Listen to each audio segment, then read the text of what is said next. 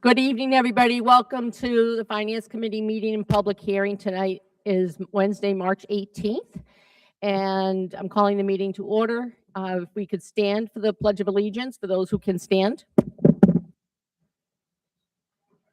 allegiance to the flag of the United States of America and to the republic for which it stands, one nation, under God, indivisible, with liberty and justice for all.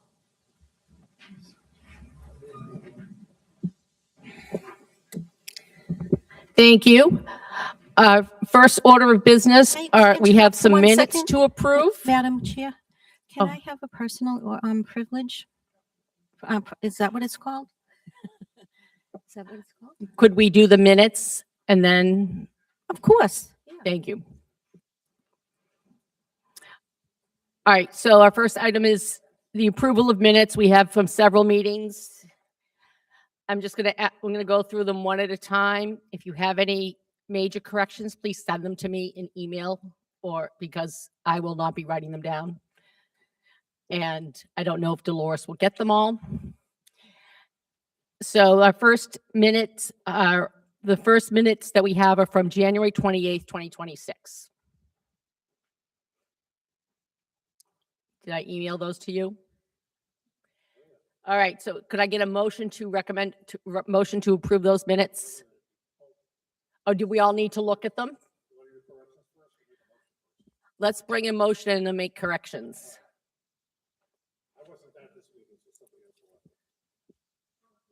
Thank you. You want to make a motion to recommend approval of the minutes of January 8th? I want to make a motion to approve the minutes for January 28th, 2026. Need it. Second. Thank you. So the motion to approve the minutes was made by Jonna and seconded by Dawn and Laura. All right, we'll open it for discussion. All right, what? Just a minor issue on page 4. Ms. Moxon read a statement received from Joel Walk indicating it compared the town's financial policy to those of East Hampton is actually one word. It's not two. Thank you. And so if she could just make that minor correction, that'd be great. I will share that and make that minor correction. Thank you. Marty? On the last page, second paragraph, fourth line, where it says Ms. Campbell, it should say Mr. West. Thank you. We will make that correction as well. All right. Do you get a note of those two? Okay. Any other corrections? So we'll consider that a motion to amended motion. So the motion is to approve the minutes and then we'll take them as corrected. I don't think I was at that meeting, so I don't know if I could have been. I don't care. Okay. I just want to be upfront. You can make the motion. I just want to make All sure. right. You don't have to Okay. vote on it, but you can make a motion if you weren't there. All right. I don't think you were either, but I just want a motion on the floor. Jonna, there are plenty of people that have made motions on anything at town meeting and know absolutely nothing about what they're talking about. And they were there. So I'm not, Is that going to go in the minutes of this meeting? probably. I'll make a motion to accept the minutes as amended. Thank you. Seconded by Dennis and Jonna. All right.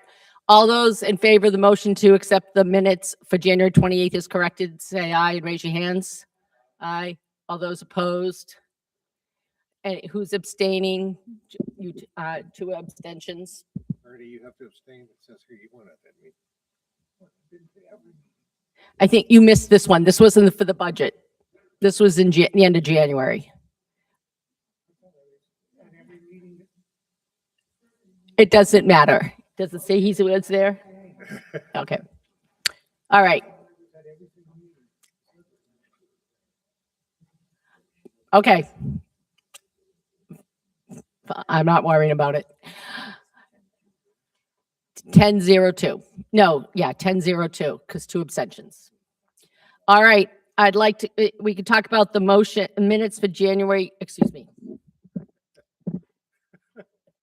It's going to be a long night. February 26th. Are there any corrections? February 26th.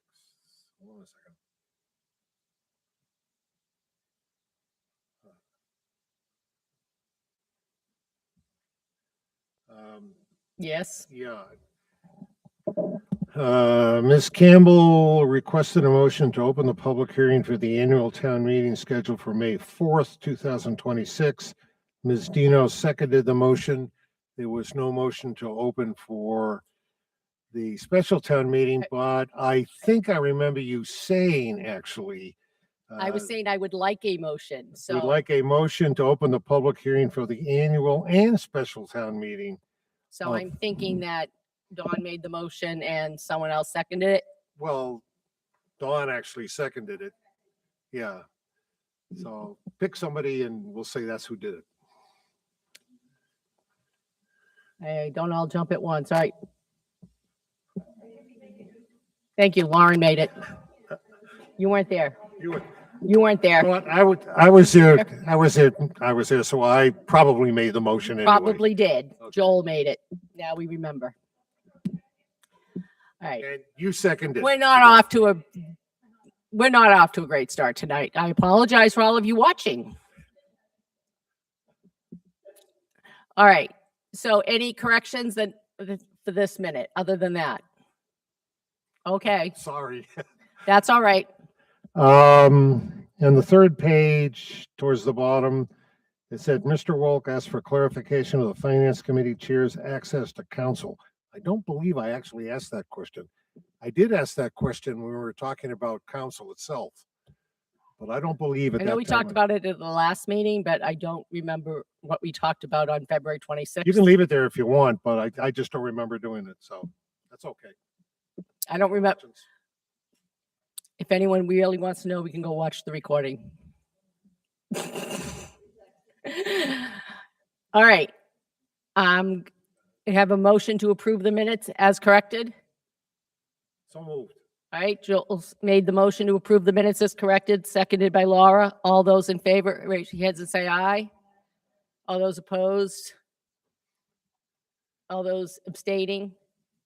So we have one abstention, everyone else? Mark, according to this, you weren't at that meeting. Okay, right, Or Laura. they've been approved. All right. Next are the minutes from March 4th. Any corrections to those minutes? Not seeing or hearing any. I'd like a motion to approve the minutes for March 4th as submitted.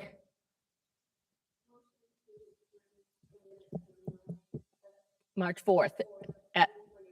Thank you. If Lawrence made the motion to approve the minutes from March 4th, do I have a second? Seconded by Laura. All those in favor of the approval of the minutes, say aye. Aye. All those opposed? Any abstentions? So one abstention, everyone else approved. All right. Now we're on to March 5th. Do we have any corrections to March 5th? Not seeing any. All right. Could I get a motion to approve the minutes from March 5th? So moved. All right. So Joel's made the motion to approve the minutes from March 5th. Do I have a second? Seconded by Dawn.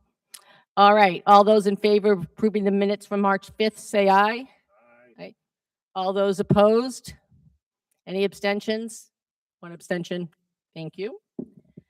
All right. One more set. One more night. All right. March 11th. Do we have any questions, corrections on those? Yes, on the first page, near the bottom, fire department, as soon as the fire department started, it says Mr. Feinberg. That should be Mr. West. Thank you. Any, Jonna? Yeah, it doesn't have to be changed. I just wanted to note that my words were changed in that on those minutes, but I just wanted to make mention of it, but it doesn't have to be changed. Okay, thank you.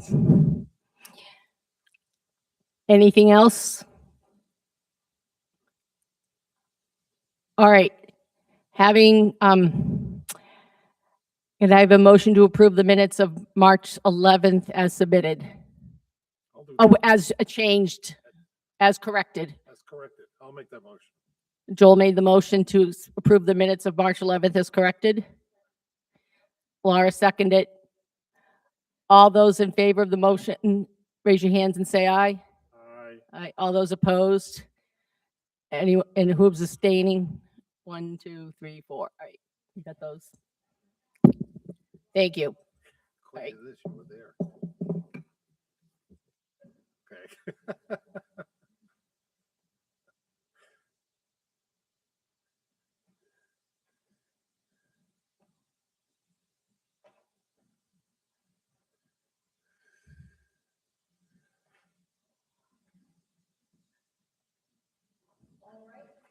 All right, so next, Johnny, you would ask for a moment of personal privilege. The 12th. I didn't hand those out in time for this agenda. We'll do those tomorrow. Okay. I sent them out. I didn't put them on the agenda because I didn't have them yet when I made this agenda. Okay. So those will be on tomorrow's agenda. Okay, go ahead, Jonna. Thank you, Madam Chair. I appreciate it. It's only a minute long, but I just think it's important to be said. So I wanted to just say that I understand that we all have different perspectives, but it was incredibly hypocritical to comment that my word usage was disrespectful in any way when this town and its officials condoned a Stoughton committee member telling me to shut the F up. And no one gavelled him, and no one ever made any public mention that he was being disrespectful. And his swearing wasn't a problem, but my legitimate terminology was. I find that rich. But just for the record, the term I use is prevalent in Title 8 of the U.S. Code, which governs immigration and is used in context with unlawful presence or unlawful entry, which more than justifies my use of the context of that word. So when you're conflating the word synonymously with their right to immigrate, that was not what I was trying to say. That was not what I was trying to say. You can't cherry pick what words you allow to be said simply because you don't like them or because you don't like what the person is saying. I don't have to acquiesce to having my constitutional right to free speech infringed upon merely because you don't like what I'm saying. There are plenty of words that others use that I don't like, but I respect their right to free speech. And I would expect my right to free speech to be respected as well. And our focus needs to be on municipal finances and budgets. So let's redirect to where the focus should be. Thank you very much. Okay.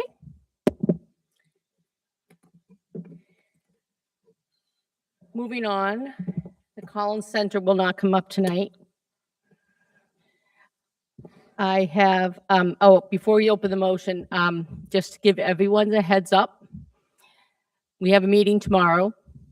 We have a meeting next Wednesday. We may have a meeting, we will have a meeting next Thursday if we can find a place, but I'm not sure if we will. And then we were going to have a meeting on April 1st. However, that is the first night of Passover. And then it's the second night of Passover and Holy Thursday and Good Friday and Easter Sunday. So if we can have a meeting earlier in the week, we will. If not, we will have to, I have to go down and figure out where we're going to have a meeting the following week. We'll have one hearing. We were going to have a hearing on the stabilization articles and anything else that like needed to be, if we were unsure of anything for bond counsel, once again, they were going to go on that notice. So that meeting will likely be the following week because I probably won't have it published in time for earlier. We may still meet earlier because especially if we do not meet on Thursday, so that we can start talking and voting on the budget and stuff and on articles. But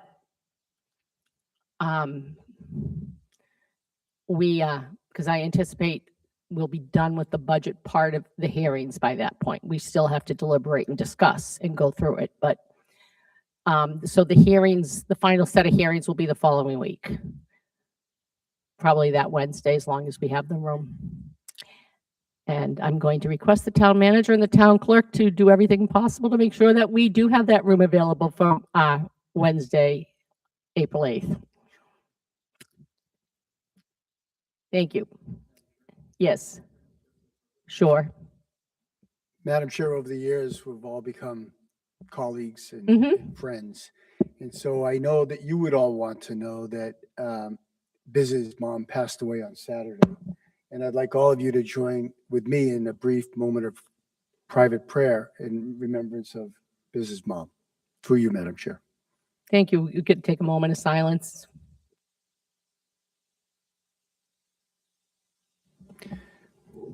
Thank you, Madam Chair. All right. Any other comments, requests for personal privilege, statements, announcements? All right. Could I get a motion to reopen and continue the public hearings? Madam Chair, Yes. I'd like to make a motion to continue open public hearings for the May 4th annual town meeting and the May 4th special town meeting. Could I get a second?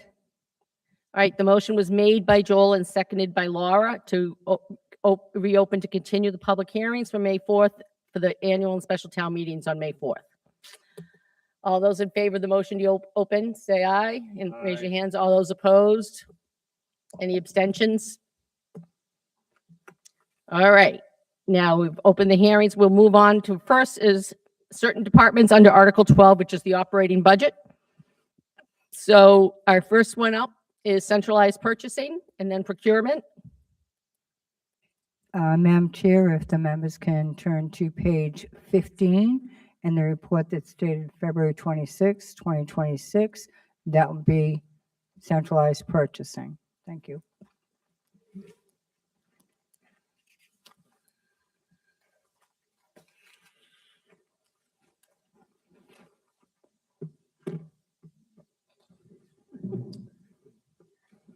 Hi, I'm Fran. I'm the procurement officer for the town of Stoughton. I am presenting the centralized purchasing budget first. The bottom line for the 2027 budget is $130,416. And I did have a slight increase in the photographs line, just for we included an additional machine. So if you have any questions on the other lines, please feel free to ask. Thank you. Probably am one of those people that can't complain about the additional photocopy cost. So on that note, does anyone have any questions for centralized purchasing? Mark? Yeah, it wasn't totally centralized purchasing, but had to do with the telephone. Did we figure out the cost on the animal control? Thank you. Or if that's going to get wrapped into another or what to save costs? We're talking about the Animal Control Center? Yeah. The chief did look into that, Mark. It's a whole host of things. It's the cell phone, it's the landline, and it's the internet service there, all wrapped up into one. I still think it's expensive, but that's what the bill is for. Oh, that's all right. Anything else? Just quickly, could you just explain what types of things do we purchase through centralized purchasing? Sure. I am in charge of paying the cell phone bills. I manage the cell phone account, the GPS accounts, office supplies, mostly paper. We buy, 8.5 by 11-inch paper for the departments. Photographs and photostats, those are the Ricoh machines and the copiers. I pay for usage. The department, we have a lease and a usage. And then printing and stationery. If a department doesn't have office supplies, or like my department does, procurement doesn't have office supplies, so we'll buy business cards or personal, if somebody needs stationery, we'll get that. Okay, so when you talk about departments, we're talking about the ones actually in the town hall building? If townwide. Townwide? Yeah, yes. You do things for the schools? No, not for the schools, Okay. just for the town buildings. Okay. No, I just wanted, Clarification. and some of the departments like police and fire have their own office supplies and stuff. They built do, in. but if a smaller department, like for instance, my department, Right, procurement doesn't, and I'm not sure if economic development might Right, not have. various- It's the small okay. departments. thank you. Just so that everybody understands exactly what's covered here. All right, any questions, comments? All right, thank you. Next, I guess we'll go on to procurement. Oh, Perfect. sorry. Oh, I have to allow the public. Sorry, I forgot. I apologize. Anybody from the public would like to speak on the centralized purchasing budget? Okay. Thank you. We'll move on to the next item, which is procurement. Procurement's on page 19, please. Yep. This budget is very similar to the centralized. It's a smaller budget. The bottom line is $113,831.22. I did have an increase in training, and that was because this is my recertification year. And then I think that was the only increase. Okay, thank you. Members of the committee? Oh, Hi, Fran. Hi. Joel. The MCPPO recertification is good for how many years? 3, 3 years, so you're doing it this coming fiscal year? 2027. Okay, and then after that, another 3 years off, and then I'll be. Okay, thank you. You're That's welcome. it. could you just explain for the audience what is MC, the certification? MCPPO certification is the Massachusetts Association of Public Procurement Officials. It just says that I'm verified through the Inspector General's office that I'm procurement certified, and I have to keep so many CEUs for that Thank you. certification. Tom may or may not be certified too. At least in one. I think Mark might be in one too. Thank you. And I had several comments that will stay as bubble thoughts.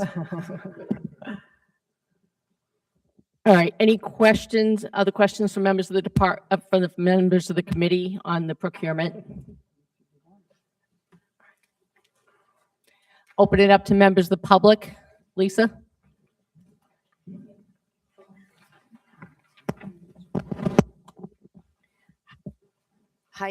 Hi, Lisa Lyons, Precinct 2. So I just had a quick question. It's probably to Mr. Calta. So I know at the last meeting you mentioned procurement and you brought in the Inspector General. So I just wanted to ask a question. Did you get anything in writing yet from the Inspector General as how it relates to the police station and how it affects this budget? Madam Chair? Very briefly, we're in continuing discussions. There's no resolution, there's no promise, there's no agreement. Mark and I have proposed several measures that could save costs.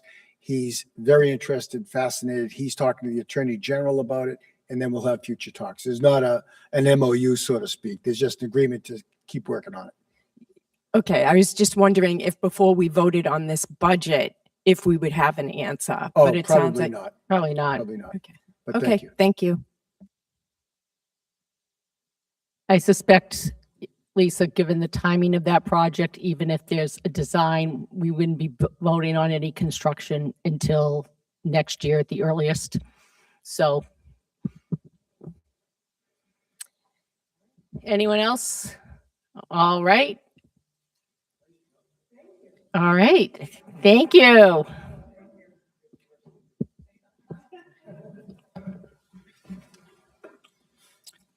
All right. Madam Chair, Next. through you, Town Clerk, page 19.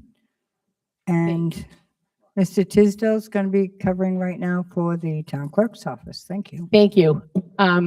Page My apologies, page 23.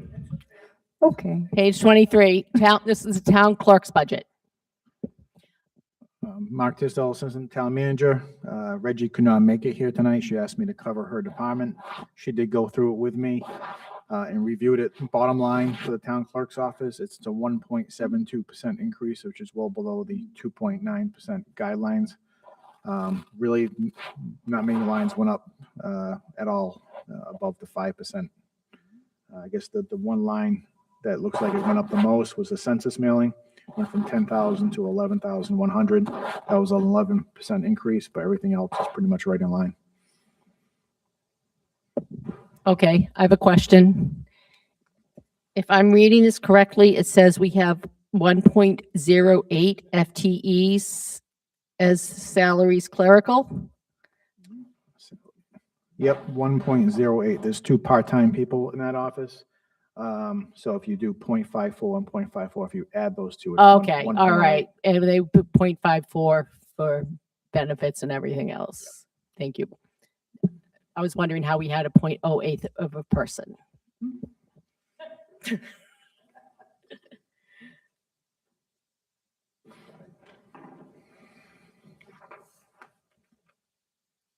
Members of the committee, anyone with any questions on the budget, on the town clerk budget?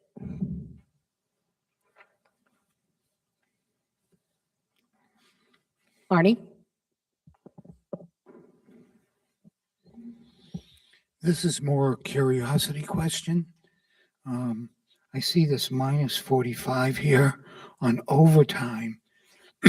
We seem this year to have had special town meetings, a lot of them, and how this is expected to drop like that if we're going to continue to have special town meetings. Well, I would think we aren't trying to plan a lot of special town meetings. They come up usually unforeseen. But to answer your question on why that line's been reduced, essentially half that line's been moved to the moderator's budget because the overtime for the town meetings for the moderator was taken out of that line. Thank you. Thank you. Madam Chair, just a point of information. It's regarding the clerk's office. We will be coming, or the clerk will be coming before you, before your hearings end, with a request for a transfer from the reserve fund to pay for the primary election, which was just north of $30,000. Okay, thank you. Just so you're aware of it. Thank you. You may want to add that April 8th date. Okay. Thank you. Arnie? We go through you. Yeah. We go through this every year with a vote on the first part of April. Why wasn't, I don't see the $30,000 in here that covers that. That's what they're saying. That would be for this year's budget, Arnie, not, this is for next year's budget. And they budgeted for and they budgeted for the April election. They did not budget for a town primary that we had in February because they did not foresee that we would need one. That's what they will be coming for us for a transfer for. From the, I get it. Thank you.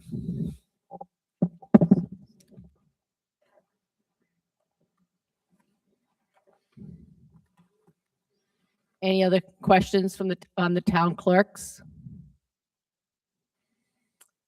We open it up to the public. Any comments or questions on the town clerk's budget?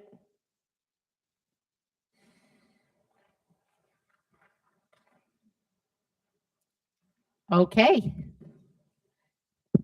Next is elections and town meeting. Elections and town meetings are on page 25, please. Madam Chairperson? Yep.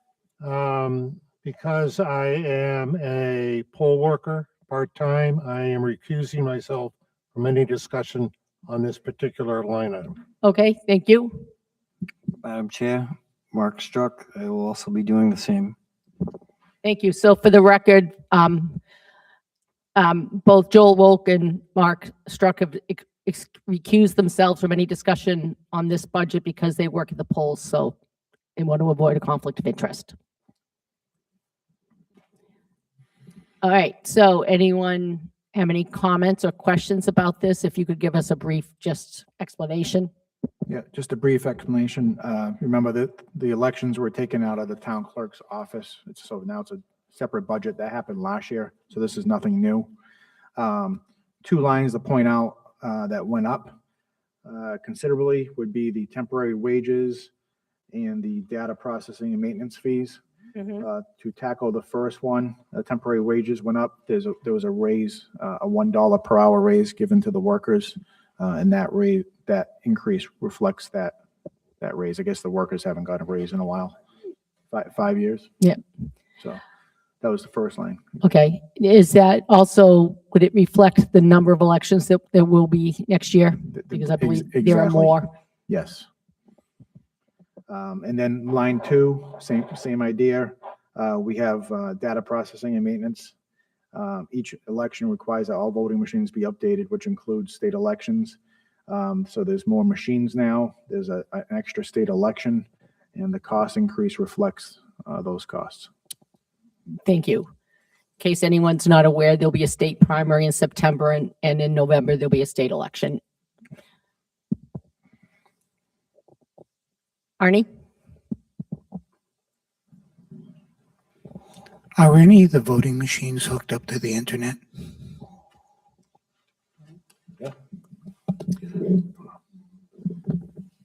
Trish is here if you'd like to speak, Madam Chair. Trish is here, but the answer's no. Okay. if that's satisfactory. Do you have more questions about that, Arnie? Let me think about it. Thank you. Okay.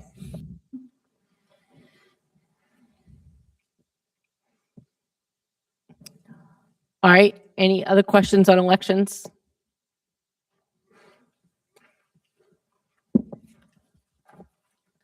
All right. Any questions from the public or comments on the elections budget?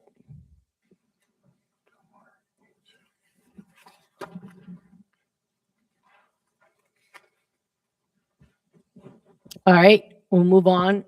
Do you have any, Arnie? And I guess Let me Trish, if you ask could one more also come up here question. as well, if you don't mind. Is how do they transfer the tally from the voting machines to the, I assume, the town clerk's office so we can get the results?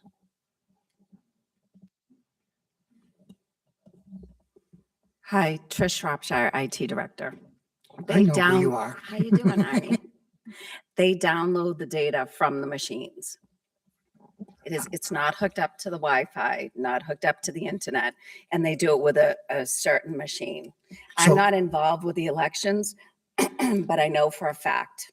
So that they And they put were it on, purchasing the machines. We went through all of this. they put it on a thumb drive and then bring it to the It's clerk's like, office? I think they have a thing that they hook up and it downloads all the data and everything's transported securely. We're using a police officer. Oh, yes, they bring all that data in that way. Okay, Yeah, okay. I'm, these guys could answer this, right? Yes, please, to shed Just- some just to clear light. up- And make, For information only, Arnie? For information only, there's a voting machine at the end of the night. The foreman will hit a button and a ticker tape, just like a receipt from the supermarket gets printed out. That printer tape is brought to the clerk, to the town hall, to the clerk, and then they transfer it into the computer. The machine has no connection to the internet or anything like that. There's no thumb drive, there's no, it's just a piece of paper that gets printed. thank you very much for putting up with my questions. Thank you. thank you. I'm sure, Arnie, a lot of people were wondering that same thing, but just didn't ask. He's here. All right. Members of the public, anyone else on elections?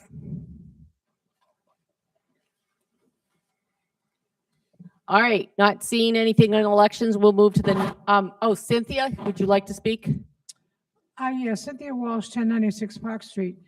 I'd like a copy of the agenda, and also, now that I'm physically present, please use the mics. Thank you. All right, next item on the agenda is town moderator. Town moderator is on page 8.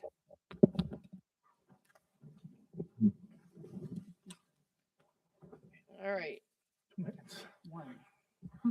I'm told I'm on a time limit here. Good evening, everybody. Nice to see everybody again. This is town moderator's budget. As you can see, well, I sat with Biz. Thank you, Biz. She and I had a meeting a few months back, and we went over the budget here. And this budget obviously has an increase and is slated to have 3 town meetings per year.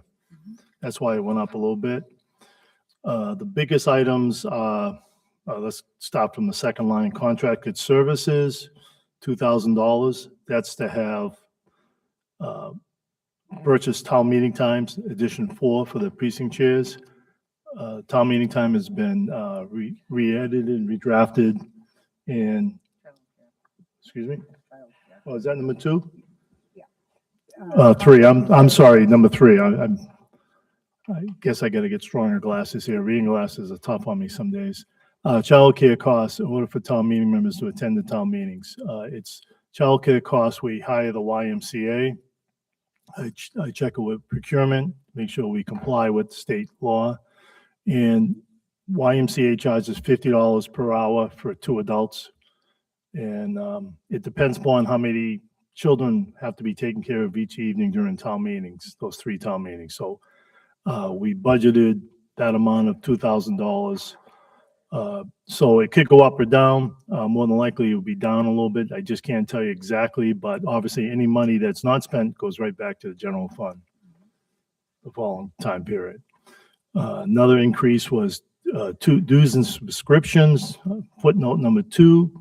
As I started reading that, that's the purchase of town meeting time for the precinct chairs.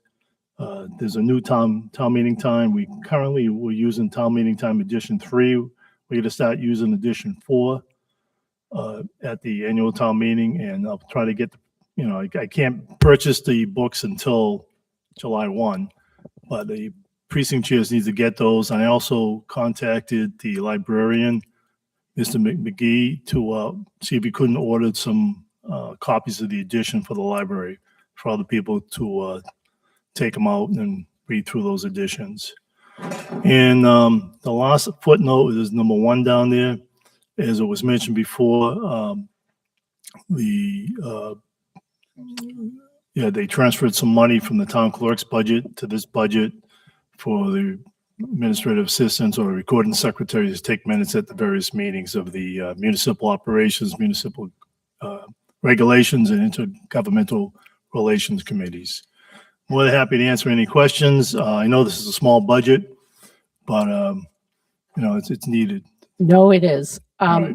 But just for people to understand, for the general audience, the Intergovernmental Relations Committee, the Municipal Operations, and the Municipal Regulations Committees are all other standing town meeting committees, but they don't, unlike the Finance Committee, they don't have their own budget.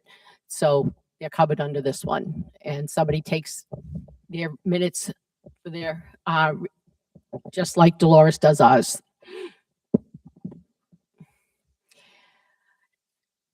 You mentioned that there will be, this is covering 3 town meetings.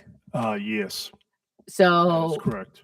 is, with these 3, including the special within the annual, or are we looking at 2 through the year plus the annual and the special within the annual? I don't know if I'm qualified to answer that. Madam Chair, for the moderator, the plan is that we will have the fall town meeting as usual, and then the special within the annual, which are only 2 town meetings, but we thought it was prudent that we put in for 1 more town meeting just in case. We do not anticipate any additional town meetings. We want to keep to the schedule that was predicted. Thank you. You're welcome. And I will speak for myself, but I think many of us will agree that to the select board, we would like just to have 2 town meetings. Having said that, questions? Mark? Thank you. My question is the deduction on the advertising. Why'd we go down instead of up when advertising is going up and getting more and more expensive? What was that? Yeah. The town is contracted with the Suburban Shopper for half page ads for $149 per ad. So we pretty much figured that cost in there at that amount. Obviously, I don't think it will go over that, but if it does, there might be some extra monies in this budget. I can move it around a little bit. Okay, so that's basically the advertising space. Yeah, the advertising. Okay. And also, probably, Carol and I both have to put ads in the Patriot Ledger, and that's the cheapest. It's like $12 and Yeah. change for an advertisement for that paper. So that's not expensive at all. Just the Suburban Shopper. Okay, thank you. Okay, you're welcome. Any other questions from members of the committee? Any questions from members of the audience on the town moderator's budget? Go ahead, Cynthia. Cynthia Walsh, 1096 Park Street. This is a comment.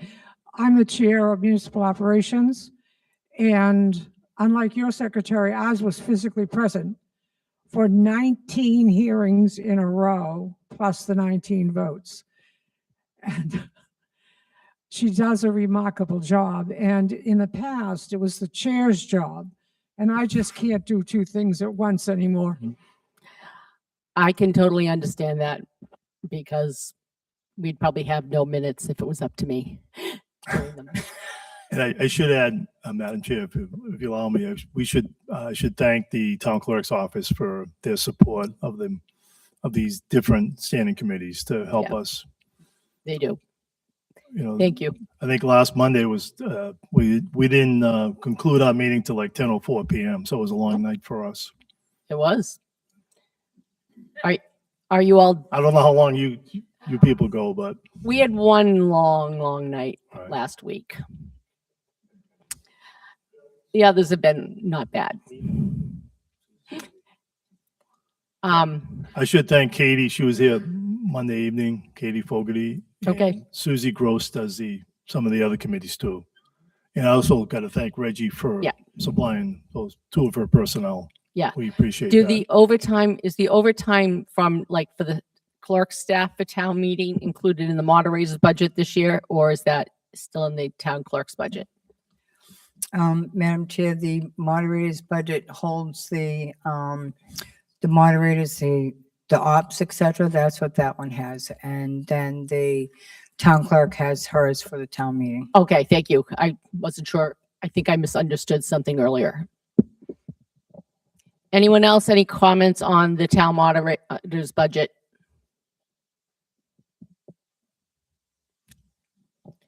All right. Thank you, Bob. Thank you all very much. All right. Next budget is the human resources. Madam Chair, page 18 in your packet, please.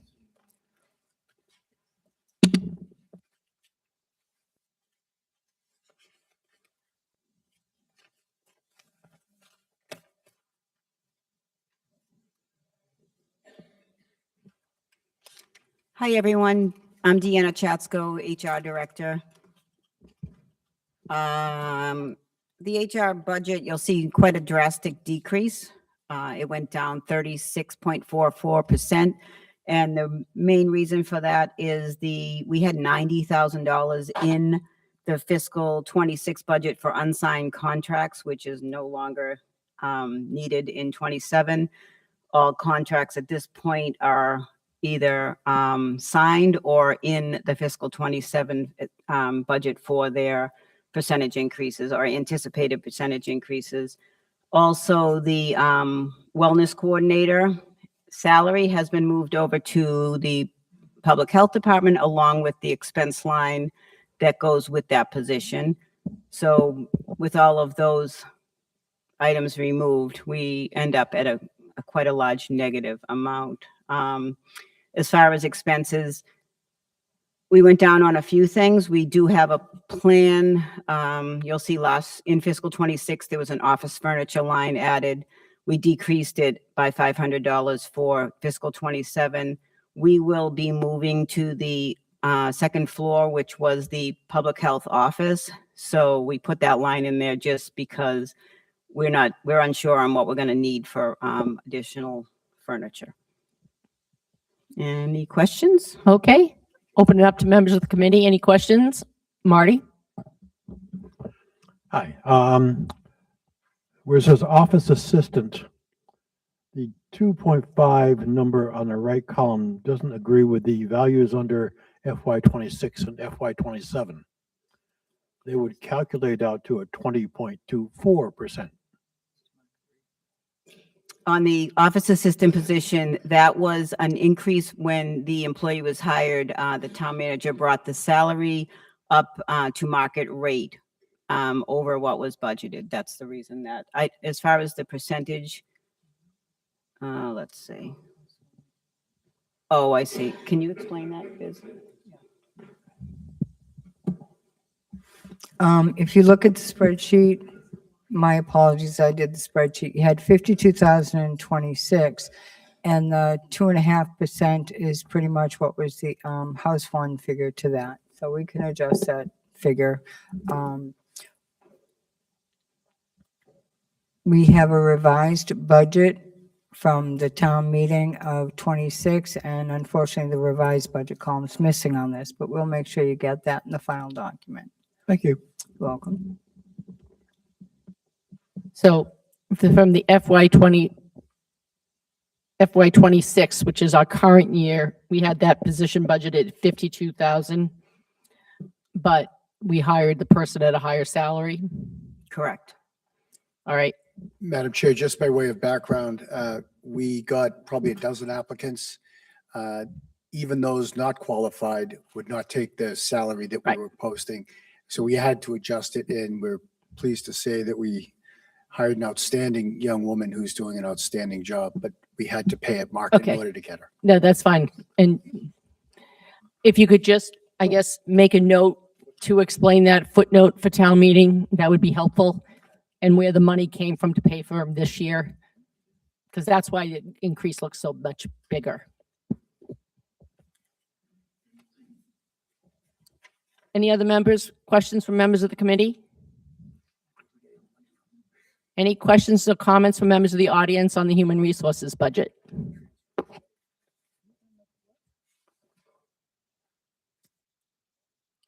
All right. Not hearing any. Thank you. We will move on to the next one, which is health insurance. Everyone's favorite topic. Health insurance begins on page 69, please.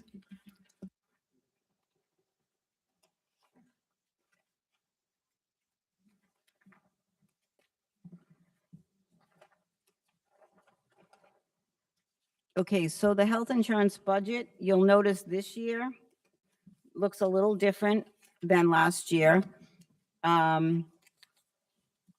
We've broken it down in fiscal 27 to give it a little bit, to be able to follow things a little easier. You'll see that we had a $12,700,000 number in fiscal 26.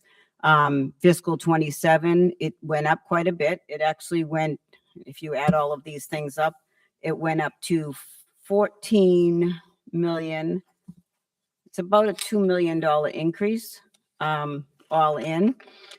And there's many reasons for that. One of them being is our retiree Aetna plan went up 65% in January of 26, which was not anticipated. So that drastically increases our fiscal 27. We broke down I'll give you the reason for that also, because believe me, nobody was taken back by it more than we were. A lot of it had to do with the utilization of the Medicare plans, and then also when the Inflation Reduction Act, what that does is it lowers the threshold of prescriptions, so the member doesn't have to pay out as much, but yet the insurance companies do. So that resulted in the premiums going up quite a bit. That actually affects fiscal 26 from January through June. So we're hoping we should be sufficient funding in this current fiscal year to make up for that. But going forward, we planned accordingly. I've allowed for the remainder of the calendar year, which will be first half of fiscal 27 at the 65%. And I've budgeted for a $30 per member increase going forward next January, hoping that we don't have that. But if we do, at least we'll have the adequate funding. This budget also allows for up to a 10% rate increase based on current enrollment for the active plan. we're hoping it won't be that much, but unfortunately, because we're self-insured, we don't have an accurate projected rate increase until April, because they like to get as many months of claims in so that they can calculate it. So we'll have our rates set in April. And this allows us to have sufficient funding if it should be up to 10%, which is possible. We were hoping, last year we did a 6.7. We also were able to last year cover, because the enrollment had dropped once we offered the opt-out plan. So the enrollment had dropped. So we had some money in there that we were able to, even though we budgeted for 4%, we were able to actually go with the 6.7%. I've based the calculation on the enrollment on current enrollment numbers. And we kind of look at them to see each month if we lose or we add people. But as far as everything else goes, figuring all of the numbers in, it does come out to approximately $2 million, which is a large amount of money.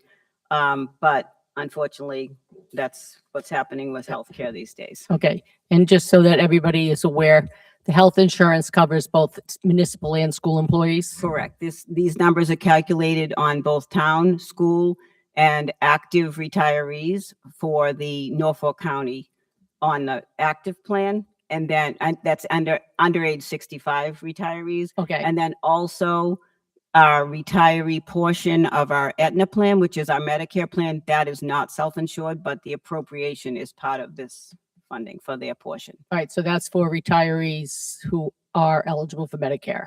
Through Norfolk County, yes, Norfolk which is County. town and all school that are not Mass teacher members. Okay. Madam Chair, point of information. First of all, I want to really thank Deanna, what she's done with this program that was on the eve of receivership 3 years ago. Yep.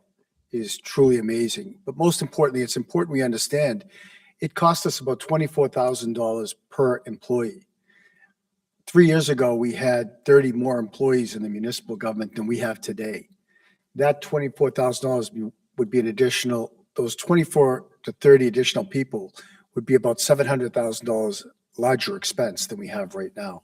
So it's due to the workforce management and Deanna's management of the insurance carrier that has really kept us under control in spite of the type of increases, rate increases she just cited.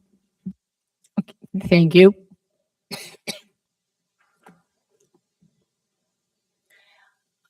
Any questions from members of the committee? Joel, then Arnie. I might have asked this in past years, but what does opt-out mean? I mean, I know what it means in general, but. So we put that into place a couple of years ago when we had the large rate increase. So we allow employees that have to be on the plan for at least a year. And if they opt out to go on a spouse's plan, they do have to prove that they're going on to a legitimate plan. And we will pay them, we give $3,000 for an individual or $6,000 for a family, and we pay it biweekly. So every 2 weeks they get it paid as in its actual earnings. It's not a deduction. And they get that money paid back to them in the amount of $115.38 or $230.76 biweekly. And the reason we do it that way is because if somebody's on their spouse's plan and that person loses coverage, they need to be able to come back to us. And this way they're not being paid in advance for something that they're not going to be entitled to. So they would then have that right to come back on our insurance if need be. Right now we have, between the town and the school, 30, I think we have 27 families and 11 individuals that took part in it.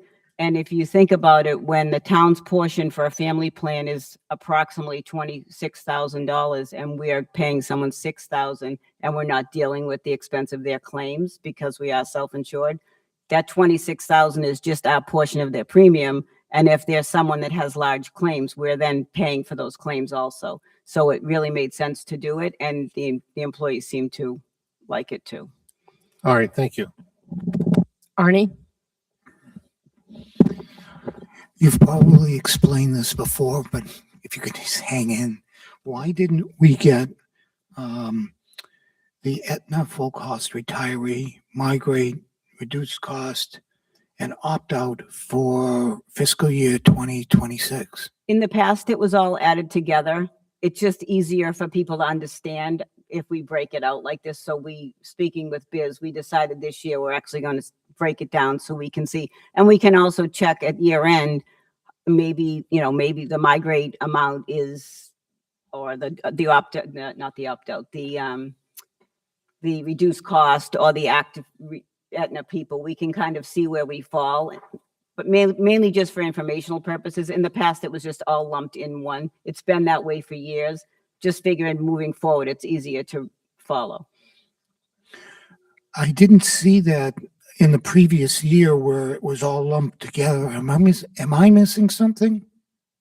We're just trying to be more transparent to be able to show it to you in fiscal 27. It was not broken down in the year prior. So you're not missing anything. It's just all lumped into that $12 million But figure. where is it located?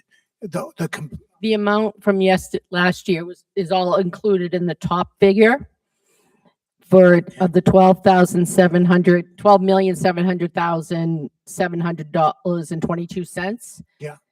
All of that plus other than the group life and Medicare FICA expenses, everything else, all those others were included in that figure. But this year we split it out. So to a health insurance is 13 million, and then the others are the rest of it. So what's happening is our insurance, group health insurance active went up to 13,751,000, et cetera. So everything that we got, all the insurance has gone up, quick calculation, 2 million some odd. About 2,044,000 combined, everything, yes.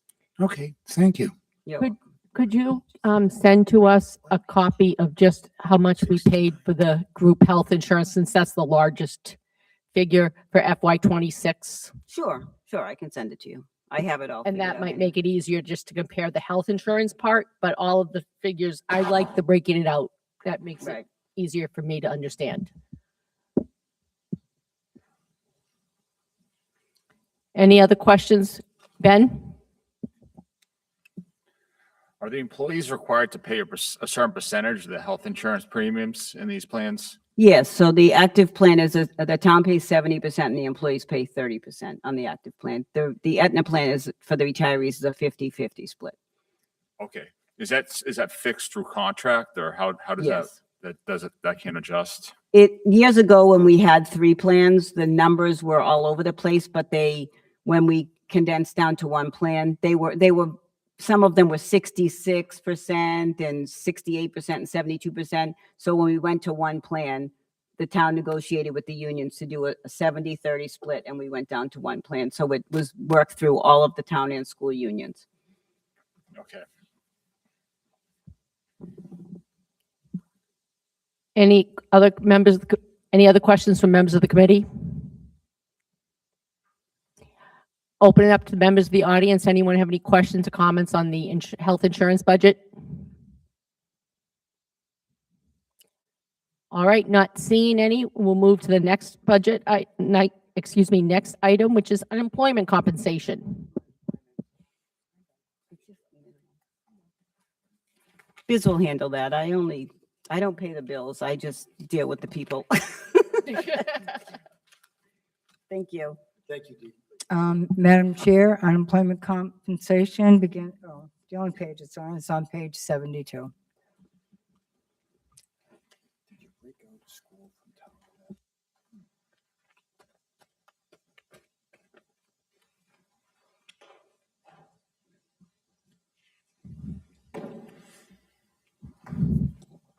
Okay, Madam Chair, through you to the body. Our unemployment, we keep consistent based on what's gone on in the past year, et cetera. With the unemployment, we're now starting to have the enterprise funds. If they have people who go on unemployment, we're charging them back for their unemployment, so it doesn't hit the general fund. It's also important to note that this does not include the school department unemployment. They have their own unemployment line in their budgets. And we are remaining consistent, although we had in 2025, we had only expended 20,833. At the end of this fiscal year, we feel so we're going to be much closer to the 50,000. I have a question. If the target increase for everything was 2.9%, why did this increase by 8%? Well, we're increasing because we've had some labor issues that have required people to go on unemployment, et cetera, and we want to remain conservative. We felt as though this was an appropriate increase for what may happen in the future. Thank you. You're welcome. Members of the committee, anyone have any questions? Comments? Arnie? Hi, going to drive you crazy. Can you explain why we went from 20,833 to 50,000 in fiscal 2026? In 2025, that's the actual expenditure. So that was at June 30, 2025. We budgeted at the town meeting for 26, 50,000. And we are working, every month we get a bill on the unemployment. And we did have some people who are no longer with us who are collecting unemployment. And for 2027, we have to anticipate there could be more people who would be going on unemployment. Not that we are laying anybody off, but when someone goes on unemployment, we are self-funded. It's not like a private industry where you pay into the unemployment fund. We actually pay our claims ourselves. So we had more people going on unemployment for fiscal year 2026. What was this due to? Did we have layoffs or anything? Quick answer on that, Madam Chair. That's how we reduced our workforce by 30 people. If people either aren't doing the job and we consolidate their role with an existing person, that person has the right to go on unemployment. If somebody is terminated through progressive discipline, they go on unemployment. As I've pointed out many times, our workforce has gone down on the municipal side almost 10% over 3 years. Those people, unless they're terminated for cause, have a right to collect unemployment. And just so that people understand, the burden of proof for cause and unemployment is different than like what you would expect for cause just in a regular court. So it's a much, it's much more favorable to the person seeking the unemployment. I totally understand the unemployment, but if we had a reduction in force from 2025 to 2026, that same dollar figure, you're asking for $54,000. I But think I see. we're not getting the same number of people going on unemployment, I assume, that we were from 2025 to 2026. Do we normally have used $50,000 for unemployment budgeted through the years? We have always used 50,000 budget going through the years because you never know what the Right. variable will be. And one of the important things to note is not every employee has the same salary capacity. Not every employee, if you go on unemployment, you will get an additional, I think it's $25 for each child. So those are things that we also have to take into consideration for dependents. So I think Arnie, they use $50,000 every year unless there's known to be a significant layoff, in which case it would increase. But they keep it there. Some years they may, if they don't use it all, it just goes back into the general fund. All right. So they're just, and I think what's happening, and you can correct me, for next year, it went up to 54,000 because they suspect that they're going to have some claims that may be starting now that will extend into the next fiscal year. So they may be expending more, which is why they increased it to be careful. I'm not sure I got my question answered, but I may just not understand it as much as I'd like. What's your question? The question was they took out 26,000 for fiscal year 2025. I believe that's the figure you said. That was what they actually expended. They budgeted 50,000 for that year. They for only 2025? Yes, they budget 50,000 every year. I retract my question.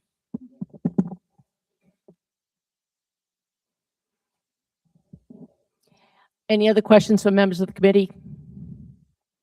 Any questions from any, or comments from anyone in the audience? All right, we will move to the next item on the agenda, which is information systems. Madam Chair, Information Systems is on page 20. Thank you. And after this, we will take up the part of the Public Works and Facilities Capital article, which is Article 14, because it was one item and then that was related to information systems. So we put it off till tonight for you. That's great. Hi, everybody. Trish Shropshire, Director of IT. Okay, sorry. I'll be louder. Can you hear me, Cynthia? Okay. Trish Shropshire, IT Director. This is my budget. I have an overall 2.45%. You'll notice my largest line item is purchase of services, and most of those are contractual increases due to inflation and all. But overall, my budget's 2.45%. And no large increases, and I'll accept any questions if you guys have any questions for me. Joel? Hi, Joel. Hey, Trish. My question is about your FTEs. On your computer technician, you have 1.2. Yes. Is that 2 part-time people? We have 1 full-time, and the 0.2 is if we need additional help. In the past, I've had interns from Bridgewater, and if we don't use it, we don't use it. Okay, what about the 0.2 for communication specialists? Is that That's- split with that- somebody or? That's the town crier that we pay through my budget. Oh, that's Yes. Yes. Roberta, okay. Yes, that gets paid under my Oh, I budget. didn't know that. And the, Okay. the other communications gets paid through your budget, Tom? Mm-hmm. Yes. Arnie? Hi, Hi, me Arnie. again. I got a question, and this is in reference to school needed a piece of equipment that they didn't budget for, and they came in front of us. That has to be replaced every 5 years. Do you remember what that was, Carolyn? That was the battery for the server environment There over was there. one for each, I believe, yeah. Yeah. Do we have to replace battery for the server every 5 years for your department? No, that was for our infrastructure located over in their area. So we have a lot of our servers are located over in the school. So we don't have that 5-year cost. Right, correct. Well, we have a server environment over at the police station, but there isn't, I wouldn't need a battery like that over there.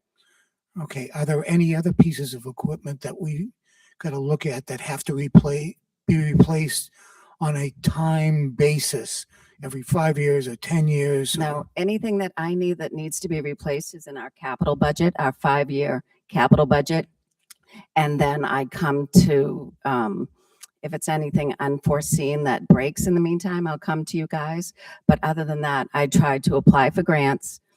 And then I have our switches, firewalls. I have our Wi-Fi this year. So I put that in the capital budget. Thank you very much. I You're appreciate your welcome. time. You're welcome. Jonna? Thank you, Madam Chair. Just a quick comment. I'm so happy to see that Roberta's still an integral part of this municipality, and she's well worth the money she gets. I think she should have more, and I'm really glad that she's still with us. Thank you. Thank you. Anyone else? Ian? Thank you, Madam Chair. I've got a question I'm assuming that a lot of people in town hall use computers. So where would I see that in the budget? Like if we have to buy new equipment? Yep, that's under my supplies line item. Okay, so that would be where I purchased that. And like I mentioned, I really only have the 2 major line items, my purchase of services, which would be for all my contracts and renewals. And then my supplies would be computers and such. Great. And one other question is it, I mean, through you, Madam Chair, because I'm not sure who this would go to. There's been a lot of discussion about the telephone. It kind of pops up in a lot of different departments. Is there a possibility of centralizing that and kind of putting it under IT and then, or wherever it should go? Well, our actual phone system, I pay for some of the maintenance because it's voice over IP, so it runs on our network, our fiber network. But other than that, when we went to the upgrade of the vertical system, we did an article combined with the school. We both went on the same system. So I pay for some of the services. They may need to remote in and do maintenance. But other than that, that's the only phone stuff that I have in here. And our internet, I pay for our internet for Verizon. Well, I guess my question was around the departments, like lots of other departments have a line item for telephone, and I was wondering, would it make sense to centralize that?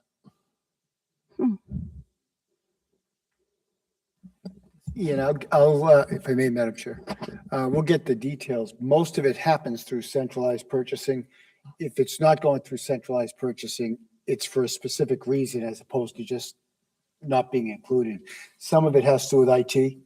Okay, I can add to that. You know what I mean? So even we had the position that you were talking about earlier, the location where the animal control officer, that location's not on our town network, so they're not on our fiber network. Everywhere that's on our fiber network would be on our phone system. That's a specific issue. Yep. And other than that, any other phone issue may be for faxes. And we're actually looking at iFax so we can eliminate those lines. And Verizon's going to be discontinuing that as of July 1st. So that's something we're moving forth with. Your point is well taken, Ian, Madam Chair. Your point is well taken. Where we can combine it all under central purchasing, we prefer to do that for management control purposes.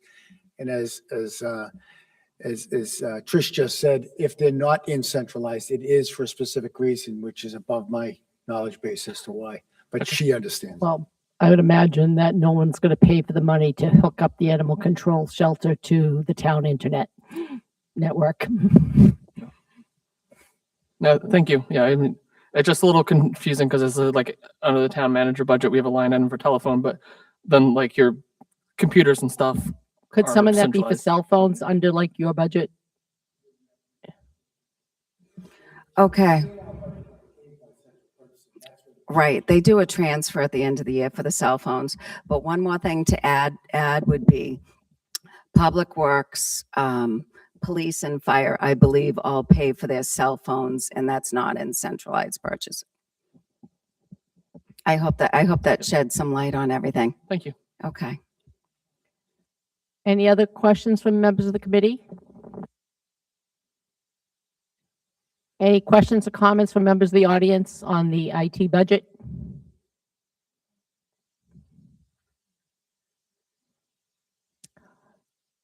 All right, not hearing any. We're going to skip down to the article under the special town meeting, which I have managed to. Article 14 of the special town meeting. That was part, we heard about this article, we heard earlier when Paul Jaffoon was here for the Public Works, but there was one of the parts included IT, and he asked us to wait till you were here to speak on that part. Hi, actually it's two. And can everybody hear me okay, Cynthia? I put in an article for our access points, wireless. Currently, right now, we're on Ruckus, and we're going to be going to Extreme, which would be the same wireless system that the school will be going to. That's $70,000. That was the quote I gave for that. That's one article. Does anybody have any questions on that? This is Article 14 of the special town meeting. It is item 5.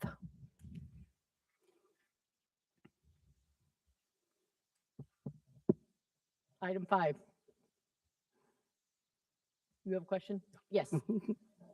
These are basic, I think what they're called WAPOs, WAPOs, is that what we're talking about here? Yes, they're the access points. It's going to be cloud-based. It's going to replace our whole entire Ruckus system because they're end of life.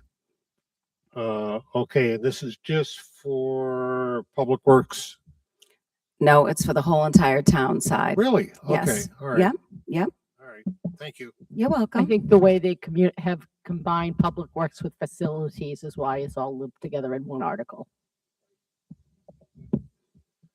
All right, what is the other thing Yeah, that you're looking The, for? the other article is to integrate our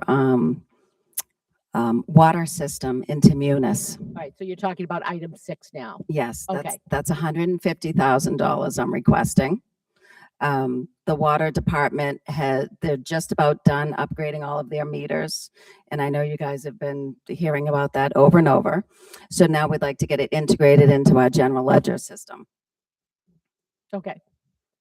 So both of these are items 5 and 6 of Article 14 of the special town meeting warrant. Does anybody else have any questions from members of the committee?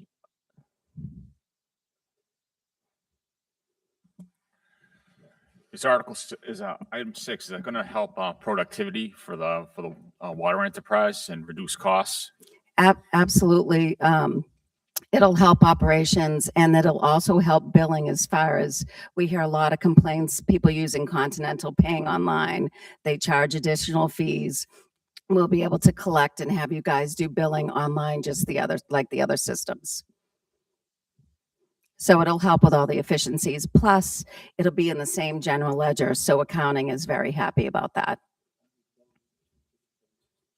Right now, we're billing for 2. It'll just make 1. Yep.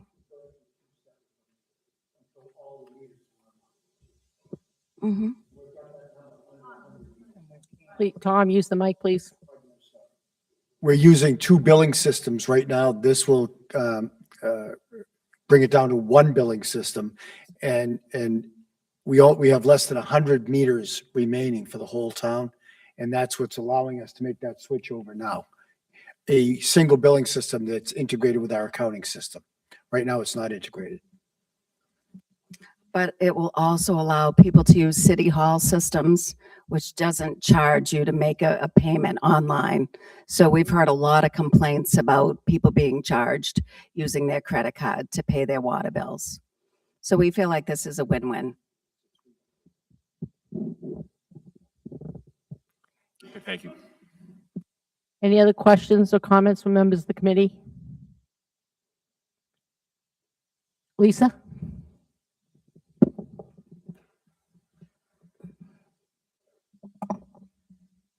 Hi, Lisa Lyons, Precinct 2. So quick question on the extreme wireless system upgrade.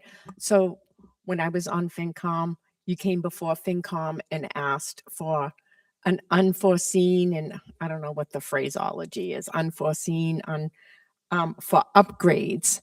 So was that for the old system, the Ruckus system that we're replacing? No, that was actually the battery system for the network infrastructure at the high school.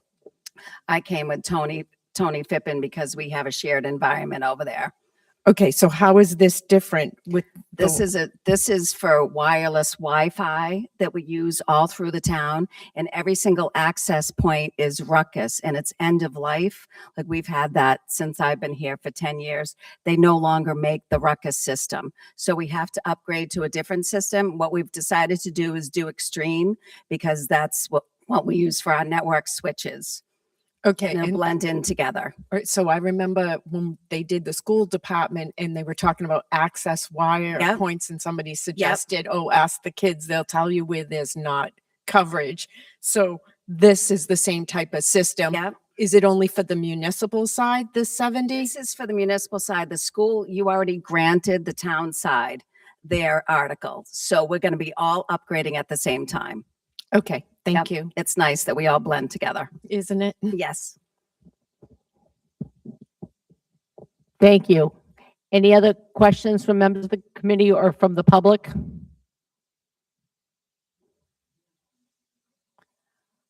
Okay, thank you. Thank you. Everybody have a good night. Thanks, you too. Next on their agenda is regional schools. Regional schools are on page 39.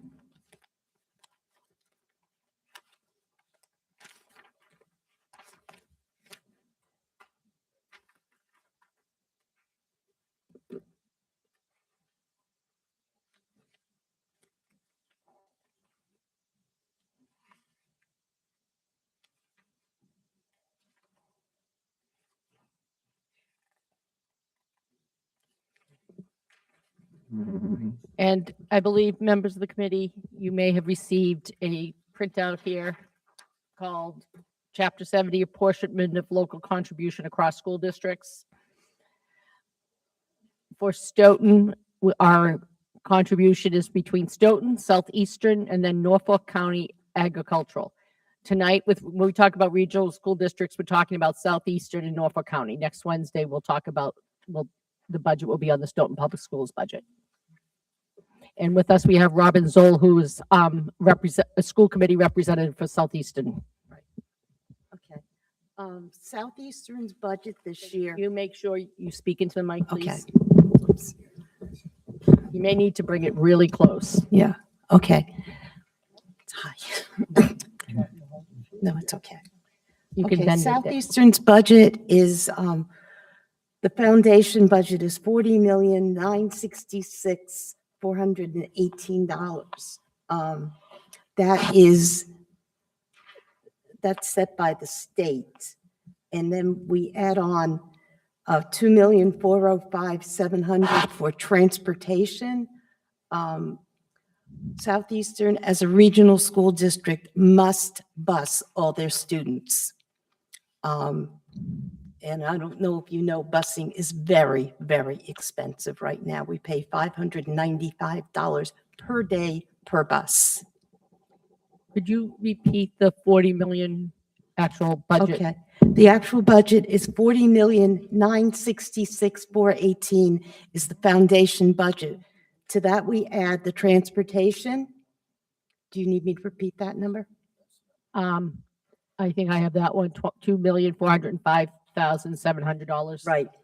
And we have other expenditures, which happens to be back about 14 years ago or so. It was before I got on school committee, but not long before. They did a reno at Southeastern, and we're still making payments on that. We guaranteed the payment would be no more than $192,000 a year because and we take the rest of the money from what we call E&D, which is sort of like free cash. It's excess and deficiency. That's what the schools call it. And Is it like a reserve account? yeah, it's basically, we get that number certified like you get free cash certified. Okay, Okay. so that's 100 and, That's 192, but it's in the budget itself for 305,875, but we don't charge the full number to the district towns. And so our total budget is 43,677,993. Okay, our local assessments total 16,261,76.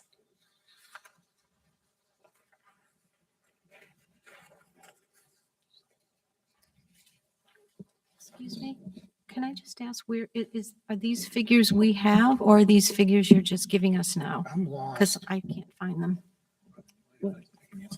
Yeah. If I may, she's giving you the overall school budget and not necessarily the This is Stoughton's contribution part, for yeah. Stoughton. All right. Okay, All right, thank you. so. Thank you right, for so this is the clarifying. whole school's Yeah. budget, then Stoughton pays a portion of it. Yeah, And on okay. this sheet, we have, I think, the portions Yeah, that Stoughton okay, is then I'll just paying, go to that but, sheet. we're talking about the whole school. The whole school budget, okay.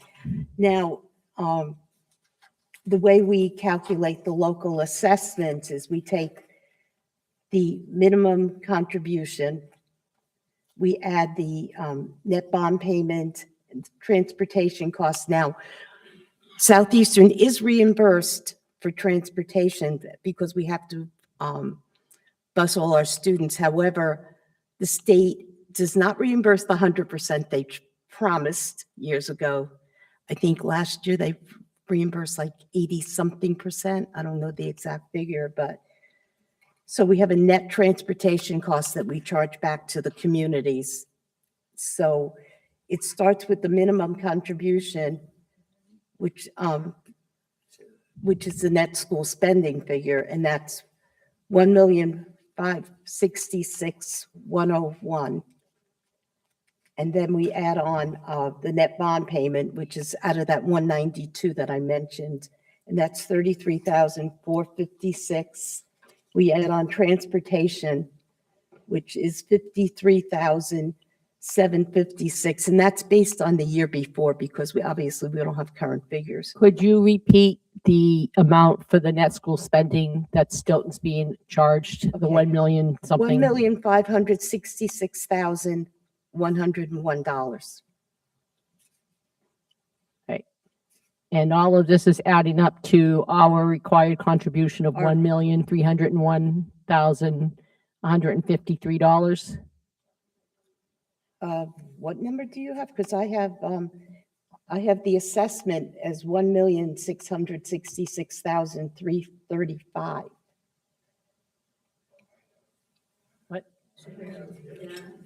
Yeah, on what we have, maybe this is your figure different than what this minimum that the state is saying? Our number is from the state, it's this minimum contribution plus the bond payment, the transportation costs, and net capital costs. Okay, Yeah. because I'm looking, 1,565,892, right? I was looking at the 1,300,000.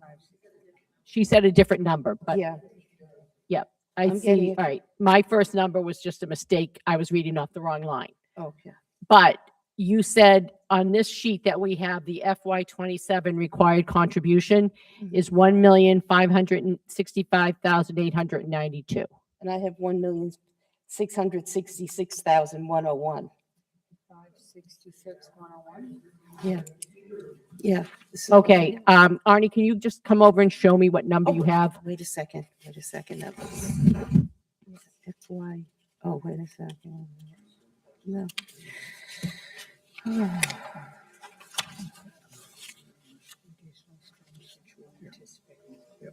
Yeah, this is, okay. Yeah. Yeah, 1,566. Jesse's contribution that we have is 1,565,892. That's Let what, me I ask. mean, it's not, We'll it's just, not much of a excuse me, difference. we'll take a 2-minute recess while we figure this out. Okay. I don't know where, okay. Yeah, I have that.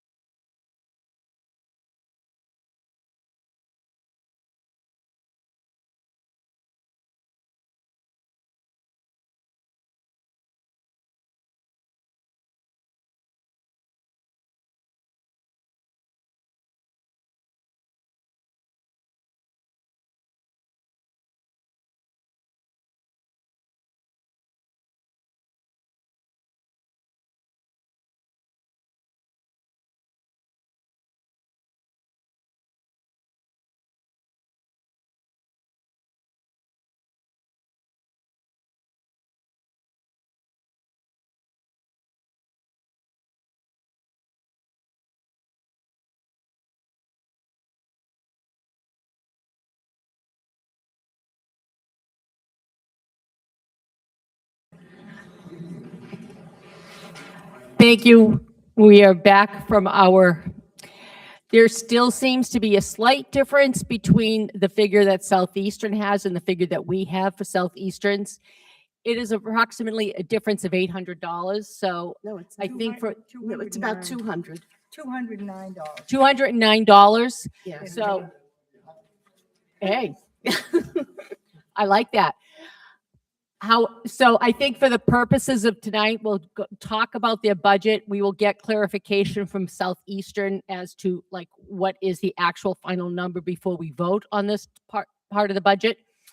But I think we can just move on and ask questions and go from there. Joel? Yeah. Okay. Hi, Robin. Hi. How's Stan? Oh, he's fine. Oh, He's fine. good. Okay. How many students are you anticipating for fiscal year 27 coming from Stoughton?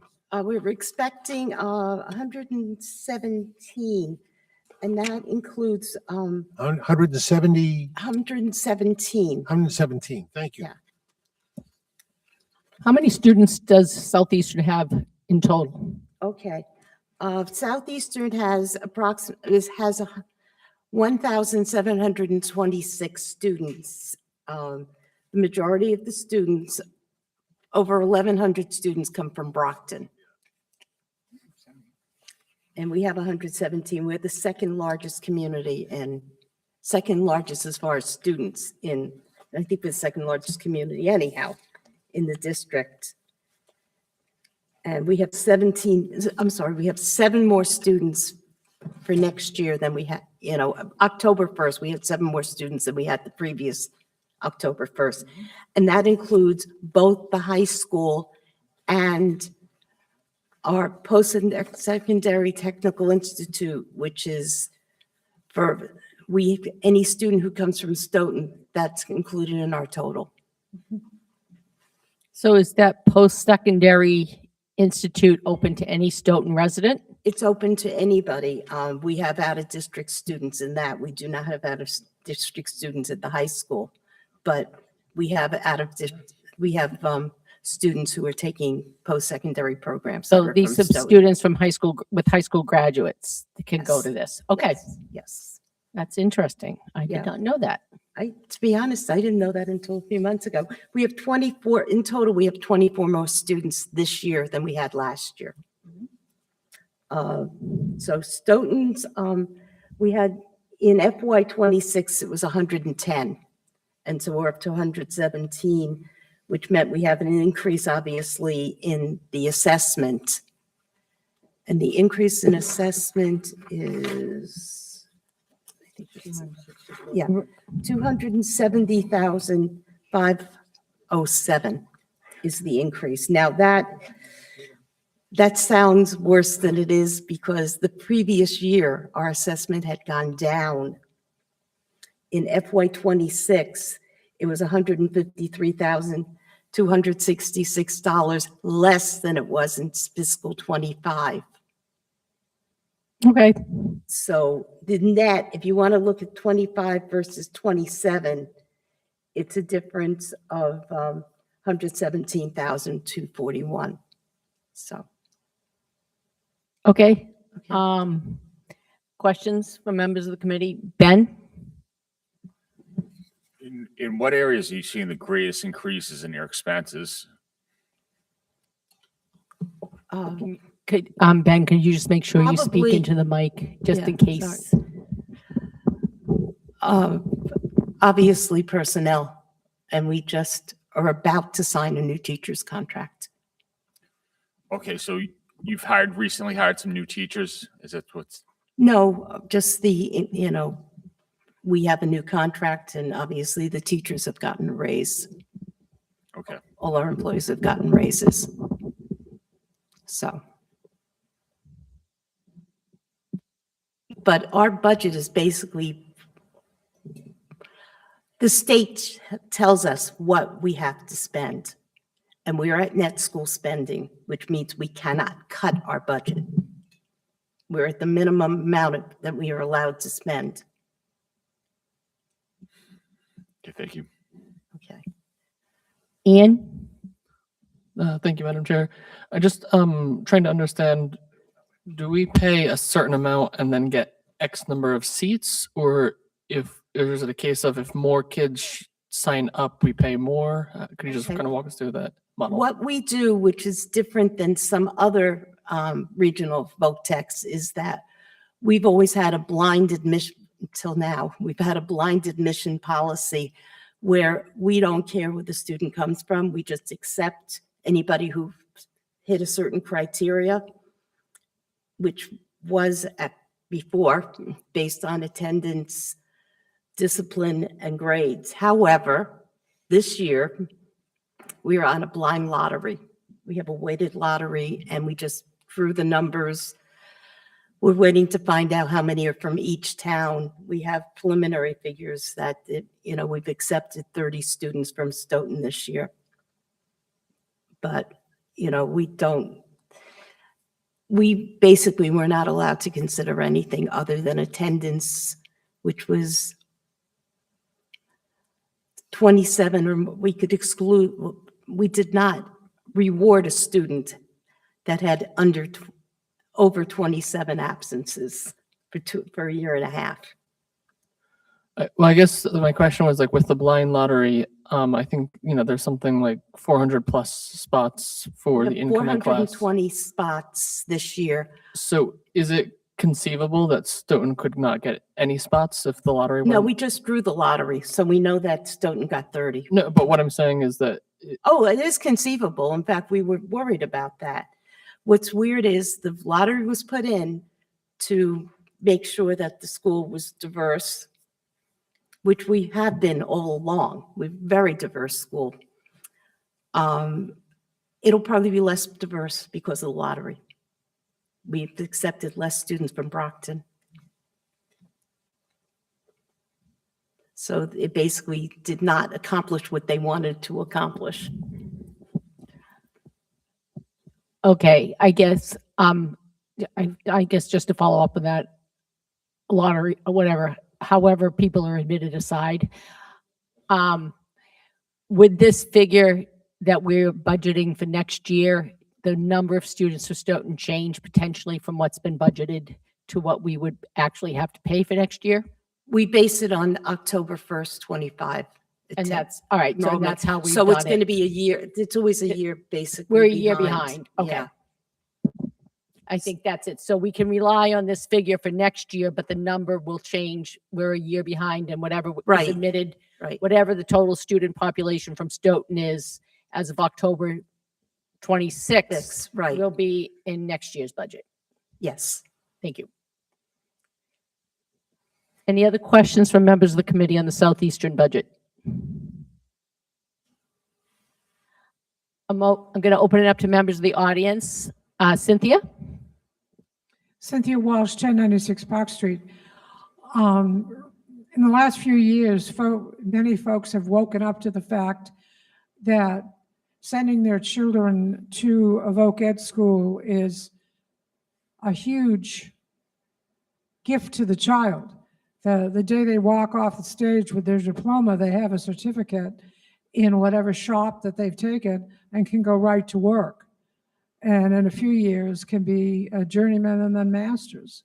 So that folks especially in Stoughton, where there isn't a lot of available funds for a lot of parents to send their kids to even Bridgewater or well, you can go to Massasoit free, but to Bridgewater, are waking up to the fact that this is a good value. Unfortunately, as a previous speaker mentioned, the magical system is hurting the kids that are even worse off than the kids in Stoughton. I mean, obviously, if you look at the average income in Brockton and the average income in Stoughton, there's a wide difference there. And that's unfortunate.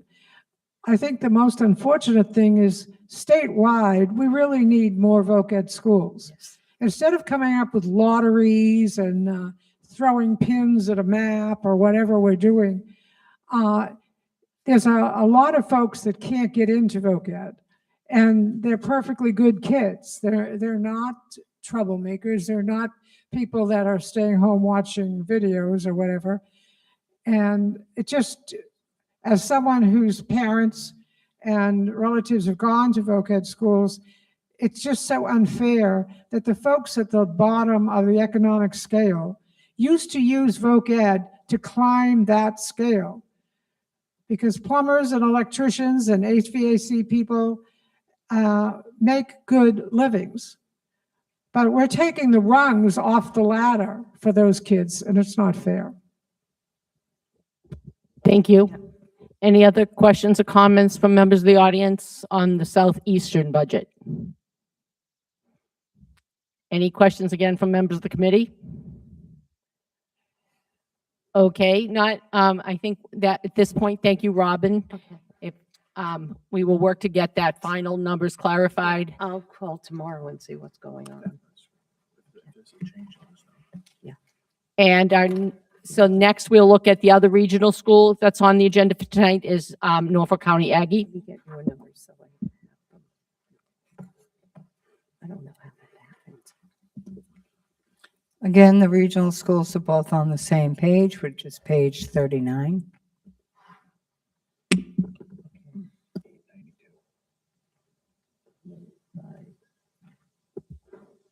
Norfolk County Aggie, it looks like the total assessment contribution for next year is $91,243. So confused.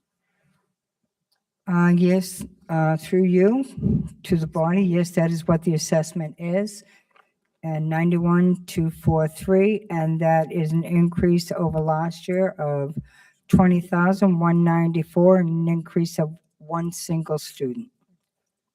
So we currently have 7 students going to Norfolk County Aggie. Total number is 7 versus 6 last year. Thank you. You're welcome. Any questions from members of the committee?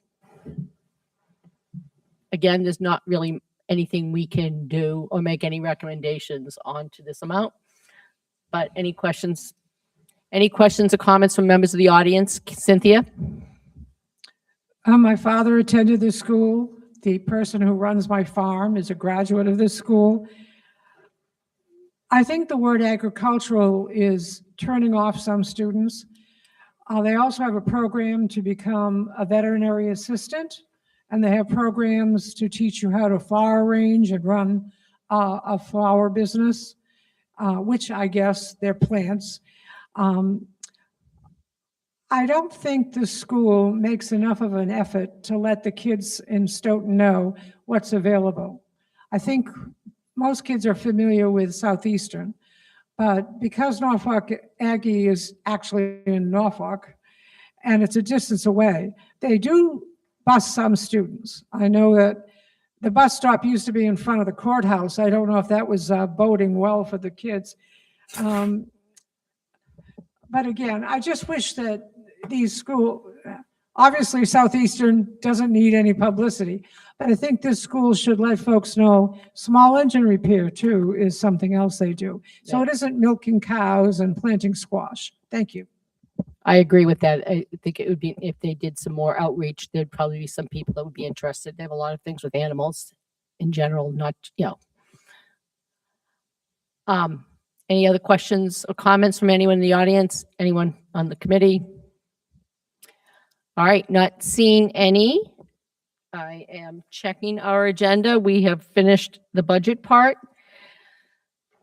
Most of these articles, I'm going to ask for any comments if anyone wants to, because I wanted to make sure that we gave plenty of opportunities for public comment and for the hearing, so that bond counsel is happy.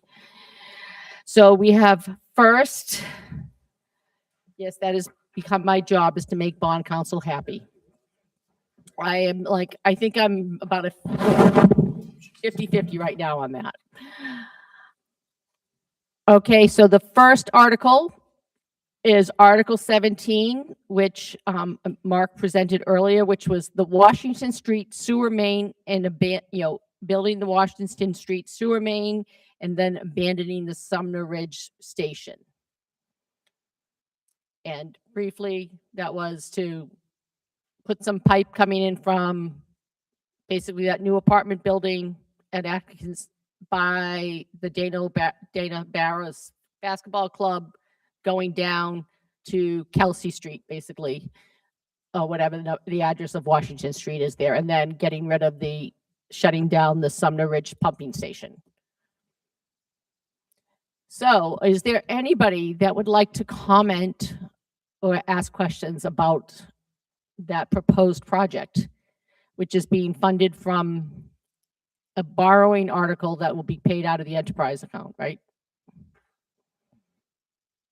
Joel? Could I just make a little general comment here?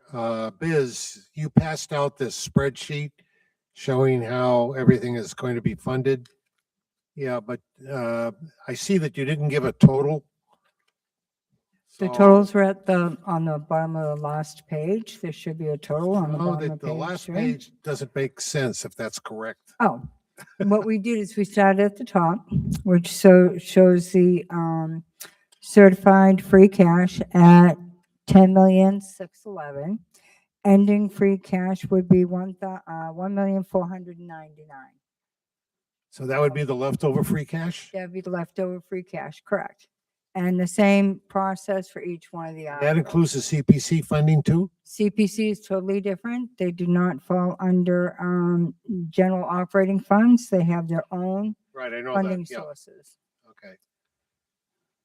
Well, okay. It didn't look right to me, but all right. Okay. Anybody else have a question on that? Those numbers form? may change, or funding sources may change as we go through, but that's what we are now. Okay, anyone else? I guess we're not hearing any questions or comments on Article 17 of the annual town meeting, so we will talk about Article 18. And I'll going to combine Articles 18 and Article 19. So anyone who has any questions about sewer department capital or water department capital, which will also both be borrowing articles, feel free to come up and make any comments, ask any questions. All right. Not seeing any, we will move now to the special town meeting of May 4th, which we have a few articles. We have Article 13, Sewer Department Capital.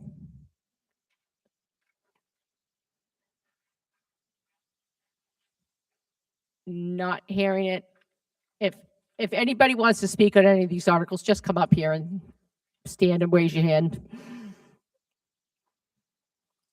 All right, we have Article 14, which was the Public Works and Facilities Capital. That was also part of that. We heard from Trish today.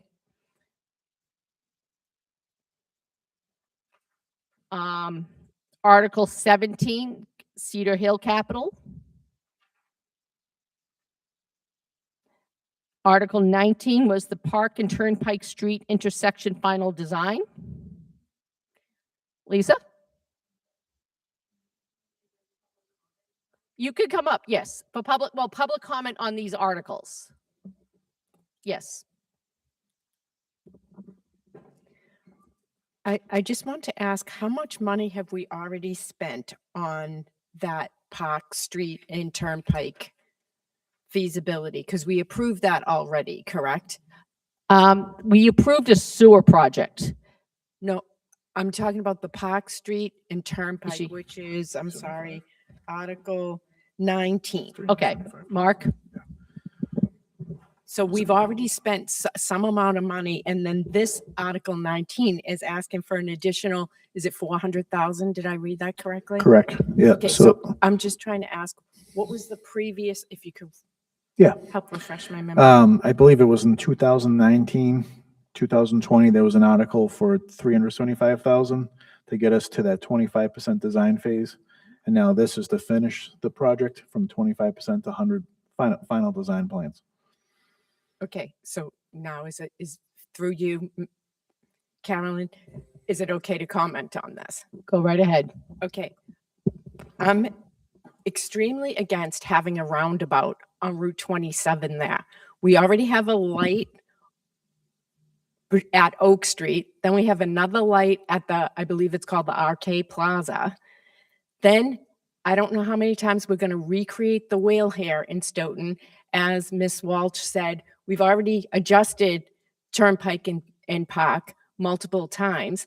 And now we have a South School project further down the street, which they're going to put another light over there And then further down the street into Prospect Street, we have the new fire station. So I think we're getting out of control on Route 27 there, and I am strongly against this article. Thank you. Thank you. I will say, just so that people understand, I think the choice of design there, where this is a state highway, is also kind of up to the state. So we may have little choice as to whether or not there's a roundabout there. I agree with you, but we may have little choice. But we don't have to do that because the Board of Selectmen is the street commissioners in town. So this is just a feasibility study, and we can just say no. We don't have to spend Stoughton taxpayer dollars on this project. Thank you. So I think a lot of what Lisa said makes sense, but there's some of it that should be clarified a little bit. Right now, we have a lot of control about how the roundabout's designed, where it goes, and how it operates, because we have the design funds. We're hiring the engineer, although it's got to meet the specs and the guidelines from Mass DOT. Mass DOT has said numerous times in meetings that this needs to be a roundabout, and they could initiate this design themselves, and we have no input at all. So this is on their priority plan to be a roundabout. So it's either we work with them now as a partnership and get the best roundabout we can, or they go forward and design it the way they want to their own engineers, and we have limited, if any, input. Thank you. Joel? When we discussed this last time, Mark, I think we asked if you could send us a sketch. Could you do that, please? Because I'm not sure I can visualize what you're talking about. I have sent a sketch. Okay, that'd be great. And one of the things that Lisa said was traffic light at the new elementary school. You want to address that? No. Well, I don't believe there will be a traffic I can light. address it in a general way. Essentially, it's the plan to have a signal. I think it's preferred for everybody to have a signal there for safety purposes, especially for the peak hour times of when cars coming out of the school. They've gone through an extensive review with Mass DOT, and it doesn't meet the requirements to have a full signal there. The town's pushing it, but DOT said no. They will look at it again if we consider opening up Faneuil Drive as a through street.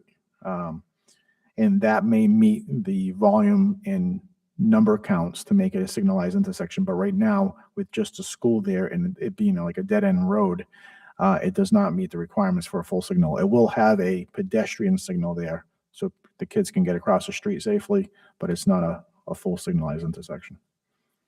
Thank you. Natasha, come on up. Oh, I'm sorry. And then, I'm sorry, Dawn, I forgot to. Yeah, go. Thank you. Thank you, Natasha. Thank you so much. Thank you. I wanted to know if we could get a copy, which is what I believe that you had asked, to get a copy of that, because I wasn't around for 2019, unfortunately. I will ask, will that also limit the speed limit on Route 27 now with the roundabout? And yeah, that's it. Thank you.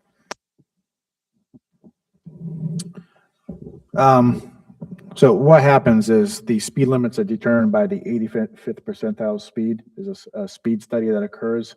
The roundabout won't change the speed limit right away, but if cars are slowing down because of the roundabout, a new study can be performed on that corridor and the speed limit can be lowered. But it would be a result of the roundabout being in place and cars are slowing down versus the other way around. Yeah, because I would think that we can trust it if that's the case. I just, I would think people would slow down before going into a roundabout, but then again, this is Massachusetts. Some they people might take design- it as a challenge. If I could add to that, they design the roundabouts with deflection curves to force you to slow down. So it's not, you're just flying right into the roundabout. It's not like a rotary. Rotaries are the big roundabouts. Roundabouts are much smaller diameter. All right, I've gotten too technical. Yeah. Thank you. All right. I will say, I just actually looked it up because I didn't know where you guys were talking about. I'm not familiar with Stoughton at all, no matter how long I've been living here. But as somebody that has family on 10th Street and sees a lot of people using that 10th Street as like a little shortcut because everybody is jumping the curb right there. I am happy with any adjustment the town is doing to slow down the traffic, seeing as this will be right before the school. I'm on Sumner, so I see how many accidents we have. I'm sure quite a few houses have been hit on Park Street a little further down. So any adjustment is fine. Although I wish we could spend a little less. I mean, we all wish we could spend less. We all do. Arnie? Hi, I'm back. This is just a general comment, and I'm worried the more lights we put in, the more we seem to really back traffic up. Example is Central and 138. There are a few times where during the day where there's not much traffic, but it's not unusual to see it backed up to the Temple. The other thing is all the traffic in town. I used to deal with the hardware store that went out of business all the time, but now when it takes me 35 minutes, that normally without traffic would take 10, I just switched hardware stores because I couldn't get there. So with all this stuff, I'm just worried we're going to turn this into one big Boston traffic jam, just like they got in town by putting all these lights in and all these other things. I'd like to see a little less of it. It's just a comment. Thank you. Anyone else have any comments on traffic lights? Cynthia? Cynthia Walsh, 1096 Park Street, so I probably live closer to this than anyone here. To a previous speaker, when I was growing up, there were 8,000 people in Stoughton. Now there's 30,000. And this is America. Public transportation be darned. Everybody wants to drive in their own vehicle. Until we change our habits, traffic is traffic. And people have been complaining about the traffic in Stoughton Square and at Central and Washington my whole life, 78 years. They've redesigned Central and Washington at least. They've rebuilt it at least 4 times. This will be the 3rd rebuild for Turnpike and Park. But the reason that Turnpike and Park is the way it is because there were fatalities. And this was what they came up with. But then empty land became an industrial park. Whoopee, more taxes. Whoopee, more trucks. And right now, this intersection, and I'm not in favor of roundabout, but this intersection was built before we had the trucks we have. And if you've ever seen a truck coming down Turnpike trying to take a right-hand turn, they go right up on the sidewalk. My father's square is right on the island there. That sign's been knocked down 6 or 7 or 8 or 9 times. People come, they think it's straight. They forget to take the turn. I don't know if there's going to be an improvement. All I know is that everything we've tried so far hasn't worked. Thank you. Anyone else? Okay, not seeing or anyone else that wants to speak on this one. We will move to the last one, which was Article 20, is the Town Pond Management System, which was basically buying ahead to treat a couple of ponds so that they don't get as much algae and weeds. The invasive species, thank you. Anyone have any questions or comments that would like to ask on this article? Okay, I believe that is the last item on the list for the public hearings for tonight. So I would like to entertain a motion to continue the public hearings until tomorrow, Thursday, March 19th at 7 p.m. Here at the Great Hall. Madam Chairman, Chairperson, sorry. I move that we continue our public hearings for the annual town meeting of May 2026 and the special town meeting of May 2026 to Thursday, March 19th, 2026, 7:00 PM here at Town Hall. All right, so the motion was made by Joel and seconded by Jonna to continue the public hearings for the annual and special town meetings to Thursday, March 19th at 7 PM here.